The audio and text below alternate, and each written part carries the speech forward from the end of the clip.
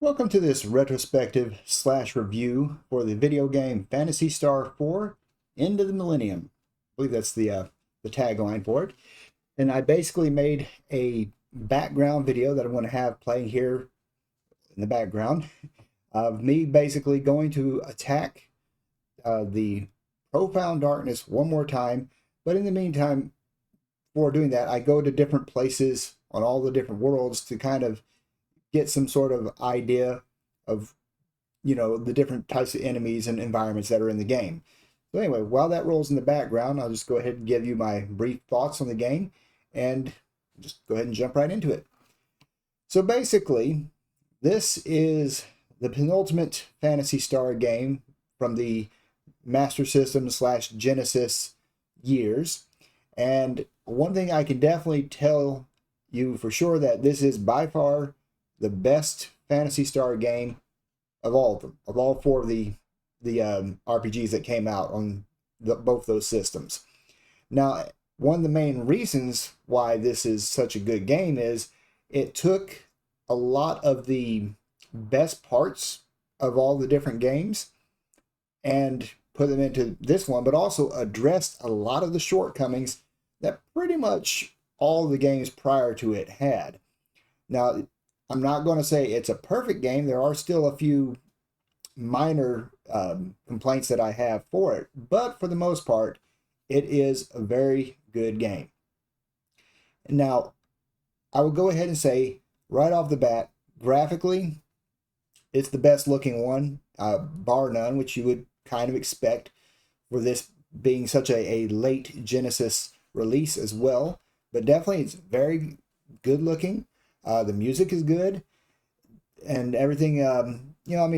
Controls are still somewhat clunky, but they're actually better than all the other Phantasy Star games. In fact, I don't even know if I would call them clunky per se.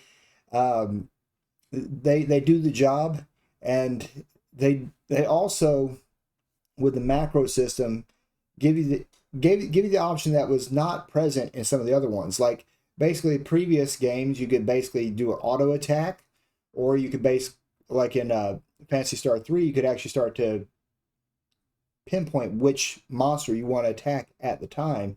Whereas this one gives you the option with both. You can either pinpoint exactly which attack you do, or you can set up a bunch of macros that will just do everything automatically. And the amount of macros that you can do are also much wider, a lot greater number of macros that you can set up. And once you get used to the macro system, it's actually very handy, actually.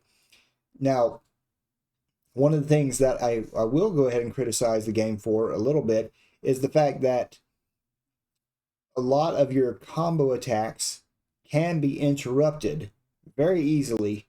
So from that perspective, it's kind of like it's a neat addition to have a lot of these combos that you can put in there. But the fact that they are so very easily interrupted, and they really only work if you set them up with a macro, because you can't reliably depend on them when you're setting things up manually. So that's a bit of a negative for the control scheme, as it were. But for the most part, it takes the best aspects of the previous games from a control perspective and makes it much better. One of the things that I could say for sure, like with Phantasy Star 2, this game took the aspects from the third game, whereas you level up a lot more quickly, and your party members level up a lot more quickly. So the need for grinding is severely lessened. In fact, it's almost non-existent. I can't truly remember a time where I had to go in and do a lot of grinding for either money or for experience. So from that perspective, the grind has actually been very much minimized with this game as well, which is a very good feature. So yeah, that's definitely a great improvement. But I would say probably the absolute biggest improvement that this game makes is it actually gives the characters personality. Something that was severely lacking with all three of the previous games. The characters had no personality, barely. They would have their opening, "Hi, I want to join your party," or something like in Phantasy Star 2, or you'd have a brief meeting with them in, say, Phantasy Star 3, and then they didn't have much development in Phantasy Star 1 either. So from a character perspective, this is leaps and bounds better than what you would see in any of the previous 3 games. And I mean, you just can't minimize that aspect, because that was just something that was really missing in all the previous games. So when you encounter characters that are lost in this game, you actually feel something, because it's like, you know what, these people, I actually know who they are, and I've got to know them. They have I like them. Or yeah, actually I'd say almost all the characters had a pretty decent personality, and they were all endearing characters, something you couldn't say about any of the previous games. And so it would make that loss more impactful, to say the least. Now, I did use some guide usage. I try to keep it as light as I possibly could, but there were a couple of places here and there where I, in the sake of speed, I would go ahead and access the guide and figure out what I was doing wrong. Is this a game where you would have to use a lot of guide usage? Probably not. It's not that bad of a game, really. It's not very cryptic. It's fairly easy to follow the story from point A to point B. And from that perspective, light guide usage, it helps. I can't remember too many areas where I had to really dig into the maps and say, okay, which way do I go? Because like Phantasy Star 2 was extremely bad about the extremely convoluted maps. There weren't too many places like that here in Phantasy Star 4. So from that perspective, it's not a cryptic or convoluted mess like some of the earlier games were.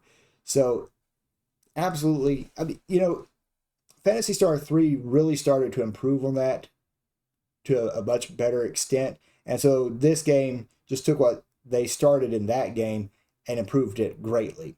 So from that perspective, big improvement. But yeah, the overall story was really good. There were multiple instances of fighting Dark Force. I was like, how many times am I going to fight this guy? I thought it was kind of interesting, not necessarily a negative, but it was an aspect of the story. But it was definitely one of those stories that kept you involved and kept you wanting to proceed with it. The side quests in the game were actually very easy to come across. They're pretty much all in the Hunters Guild. They do stagger it along, which is, I mean, there's good reason for them staggering along the side quests, but there's not so many side quests that you will get distracted very easily from the main quest. So the amount of side quests, I think, is probably a good mix of side quests. But yeah, overall, just a huge improvement in just about every single area.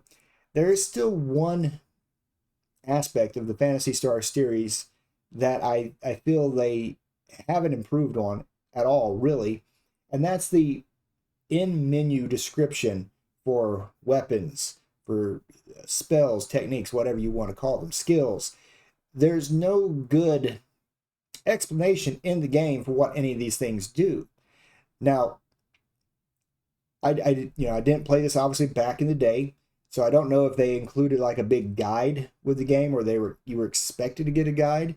But I could say, just from looking at the manual that's on the Steam release of this game, the manual has very little explanation as to what each of the skills and stuff do. So you have to go and look it up online. And so from that perspective, yes, this game does have a lot of heavy guide usage just to figure out what everything does in the game, because there is no in-game description for it. So light guide usage for figuring out what you need to do, but pretty heavy guide usage for figuring out equipment, techniques, and so on. So from that perspective, that does hurt it quite a bit. And now it's obviously been a very long time since I played a game that came out on a 16-bit system, but I do remember in my mind, like the Final Fantasy games, at least you could hover over certain things and you could figure out what they did. Or you would go to buy equipment in the stores and you would know, is this an improvement or what exactly does this do, without buying the equipment first and then putting it on to figure out exactly what the effects are. So from that perspective, I think they still kind of dropped the ball a little bit in this game. Um, Probably with the assumption that you're going to have a guide to help you out with all that. So they would just save the space on the cartridge, as it were, and focus on the other things. From that perspective, I think this is still a little bit of a drawback, that's one of the things they did not improve in Phantasy Star 4 compared to the last games. Not many things that you can say that they didn't improve on, but that's one of them. The magic system is pretty much, or the technique system, whatever you want to call it, is pretty much just like what you saw in the first two Phantasy Star games. And so I know probably one of the things that a lot of people criticize the third game for is how the magic system was quite a bit different than the two previous games. This game brings it kind of more in line with the first two games. So from that perspective, it's good for it to be back in line. The High Nas and the Ryuka spells in particular, those are two spells I was very severely missing in the third game. So it was very nice to have them back in this one. So from that perspective, a lot of variety in this game with spells and skills. And so that does improve the gameplay quite a bit. And like I said, just because you can see here in the background me playing with the macro system was a welcome addition as well. But overall, yeah, this is by far the best Phantasy Star game of the entire series, easily. Not even a question about that. I don't know if it's the best RPG on the Genesis, because there's still quite a few I haven't had a chance to play yet. But chances are it's probably one of the best, if not the best RPG on the system. And without any question, I can heavily recommend playing Phantasy Star 4 for even the most jaded RPG fans, basically. The ones, people who don't like a lot of grinding and whatnot. I think you'll be a little more happy with this game. Now, I will say the encounter rate is still kind of high and also kind of inconsistent. That's kind of been a staple of all the Phantasy Star games, and that's another thing that pretty much stays the same here with this game. It can have a pretty high encounter rate, but at the same time, it's not super terrible. But there were instances that I was like, oh, come on now, I just took 2 steps. So that's another bit of a drawback. But at the end of the day, when it comes to a score, I think I would probably give this one, I don't know, I'm kind of fluctuating between a 90% and a 95%. I would probably hedge closer to a 95%, or we could even call it roughly even and say 93%. It's kind of an unusual percentage for things that I usually give on the videos, on my videos. But yeah, probably 93, 95%. It's a really good game. Definitely worth your time. And like, I bought it on Steam, and for sure this time, this one definitely only goes for like 99 cents on Steam, not on sale, but it goes on sale all the time, and it is 100% worth every single penny and then some. It's definitely a good experience, and if you're interested in the Phantasy Star series, easily this is the high point. Most likely. Probably not going to jump into any of the MMOs and all that stuff that came afterwards, but from the 16-bit era and that area, it's basically, even the 32-bit era, because there wasn't any Phantasy Star in that area, if I'm not mistaken, it's definitely the high point for sure. Anyway, that's my thoughts on Phantasy Star 4.